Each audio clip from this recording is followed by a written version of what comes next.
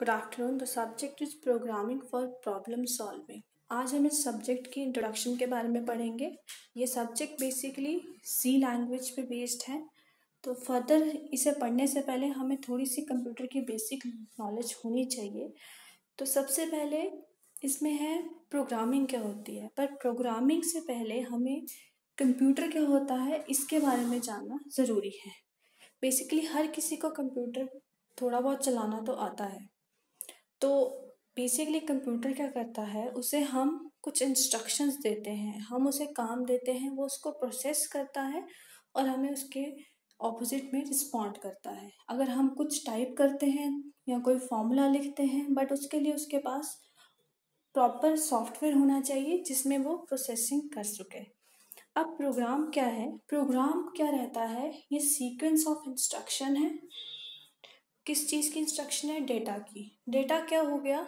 कोई भी raw fact figure होगी, ठीक है, जिसे कंबाइन करने से हमारी इंफॉर्मेशन बनती है। तो प्रोग्राम क्या हो गया? Sequence of instruction along with data. Next है सॉफ्टवेयर। अब सॉफ्टवेयर क्या रहता है? विदाउट सॉफ्टवेयर एक यूज़र और कंप्यूटर कभी भी आपस में कम्युनिकेट नहीं कर सकते। ये ऐसा ब्रिज एक्ट करता है यूज़र के बीच में और कंप्यूटर के बीच में। एग्जाम्पल ले लीजिए, जैसे कोई ऑपरेटिंग सिस्टम है, ठीक है, विंडोज़ है, ठीक है। विदाउट विंडो हम ऑपरेटिंग सिस्टम और विंडो, हम लिनक्स, हम सिस्टम को नहीं चला सकते। वो हमारे लिए एक बिल्कुल एम्प्टी बॉक्स की तरह होगा। फर्दर सॉफ्टवेयर टू टाइप्स के रहते हैं, एक है सिस्टम सॉफ्टवेयर और एक है एप्लीकेशन सॉफ्टवेयर। अब इन दोनों में क्या डिफरेंस है? सिस्टम सॉफ्टवेयर वो सॉफ्टवेयर हैं जो बेसिक सॉफ्टवेयर हमें चाहिए होते हैं किसी सिस्टम को चलाने के लिए। जब हम बाहर से एक कंप्यूटर बाय करते हैं तो वो बिल्कुल एम्प्टी होता है, हम उसमें विंडोज़ डालते हैं, ड्राइवर्स डालते हैं, तो हम उस सिस्टम को चलाने के लायक होते हैं। वो अब सिस्टम सॉफ्टवेयर क्या होगा? जो बेसिक सॉफ्टवेयर हमें चाहिए किसी सिस्टम को चलाने के लिए। अब एप्लीकेशन सॉफ्टवेयर क्या है? एप्लीकेशन सॉफ्टवेयर वो है जो हम अपनी नीड के अकॉर्डिंगली उसमें डालते हैं। अब हमने सी लैंग्वेज करनी है तो हमें टर्बो C++ उसमें डालना पड़ेगा। हमें कोई वर्ड फाइल डालनी है तो उसमें हमें माइक्रोसॉफ्ट वर्ड इंस्टॉल करना पड़ेगा। इस तरह से जैसे हमारी रिक्वायरमेंट होती है हम उस तरह से इसमें सॉफ्टवेयर इंस्टॉल करते हैं। नेक्स्ट है basic block diagram of computer, जिसमें कंप्यूटर के डिफरेंट मेन पार्ट्स को दिखाया गया है। Input, output, control unit, arithmetic logical unit, main memory को, ये हमारे कंप्यूटर के मेन बेसिक पार्ट होते हैं।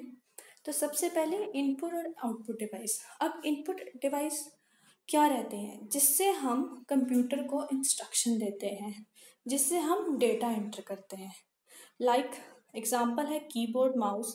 कीबोर्ड से हम टाइप करते हैं जिससे कंप्यूटर तक हमारी बात पहुंचती है।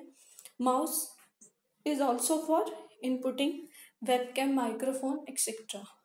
आउटपुट डिवाइस जहाँ हमारी आउटपुट जनरेट होती है, जो हमने इनपुट भेजी है उसकी बीच में प्रोसेसिंग हुई है, जो हमारे सामने रिजल्ट आया है वो हमें आउटपुट डिवाइसेस पे शो होता है। मेन एग्जांपल्स हैं इसके मॉनिटर, प्रोजेक्टर, स्पीकर्स, जो ये हैं जिसके मेन एग्जांपल है। फर्दर जो मेन पार्ट है कंप्यूटर का वो है सेंट्रल प्रोसेसिंग यूनिट, जिसे हम CPU कहते हैं। अब जो CPU है इसमें बेसिकली सारा काम होता है। इसे ब्रेन ऑफ द कंप्यूटर भी कहा जाता है, क्योंकि सारी प्रोसेसिंग कि कंप्यूटर ने क्या करना है, कौन सी इंस्ट्रक्शन फॉलो करनी है, कैसे प्रोसेसिंग करनी है, वो सारा काम CPU देखता है। अब CPU जो है फर्दर 3 पार्ट्स में डिवाइड है। पहला है मेमोरी यूनिट, सेकेंड है कंट्रोल यूनिट और थर्ड है अर्थमेटिक एंड लॉजिकल यूनिट। अब मेमोरी यूनिट क्या है? ह्यूमन ब्रेन जहाँ पे हमारी सारी बातें स्टोर रहती है उसे हम मेमोरी कहते हैं। सेम वे में कंप्यूटर में स्टोरेज के लिए मेमोरी यूनिट है। अब मेमोरी जो है वो 2 टाइप की है, एक प्राइमरी है, एक सेकेंडरी है। अब प्राइमरी मेमोरी जो है ये बहुत लिमिटेड साइज में रहती है, ये बहुत बड़ी नहीं होती। सेकेंडरी मेमोरी जो है वो बहुत ह्यूज साइज में भी हो सकती है। तो जो मेन काम जो होता है वो हमारा प्राइमरी मेमोरी में होता है, जिसे हम रैम कहते हैं, जो सारी इंस्ट्रक्शन, डेटा और रिजल्ट जहाँ पे स्टोर रहता है वो हमारी प्राइमरी मेमोरी में रहता है। हम मेमोरी के ऊपर फर्दर एक पूरा चैप्टर करेंगे। फर्दर है हमारा कंट्रोल यूनिट। अब कंट्रोल यूनिट कोई प्रोसेसिंग नहीं करता, यहाँ पे कोई स्टोरेज नहीं होती, पर इसके पास सारा का सारा होल्ड होता है। होल्ड से मेरा मतलब है कि कौन सी इंस्ट्रक्शन किसको देनी है, किसने कब कौन सा काम परफॉर्म करना है, डेटा कहाँ पे ट्रांसफ़र होना है, कौन सा रिसोर्स अभी फ्री है, कौन सा ऑक्यूपाई है।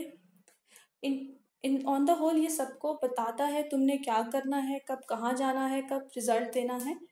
ये कंट्रोल यूनिट का काम है। इसके बाद है अर्थमेटिक एंड लॉजिकल यूनिट। अब इसमें सारे के सारे हमारी प्रोसेसिंग मेन होती है, जो हमारे लॉजिक्स लगते हैं। तो अर्थमेटिक्स 2 टाइप्स हैं इसमें, एक अर्थमेटिक सेशन है, एक लॉजिकल सेशन है। अब अर्थमेटिक हमें पता है क्या होते हैं, एडिशन, मल्टीप्लिकेशन एंड डिवीजन। ये जो काम होते हैं ये अर्थमेटिक यूनिट में आते हैं। और लॉजिक में हमारे बेसिक लॉजिकल काम किए जाते हैं, जैसे कंपेयरिंग होगी, सिलेक्शन होगी, मैचिंग होगी और मर्जिंग ऑफ डाटा होगी। सारी प्रोसेसिंग जो है वो हमारी ALU में होती है। आई होप आपको बेसिक ऑफ कंप्यूटर थोड़ा सा क्लियर हो गया होगा। अगर किसी तरह का कोई डाउट और क्वेरी है तो आप मुझे कांटेक्ट कर सकते हैं, कमेंट कर सकते हैं। Thank you.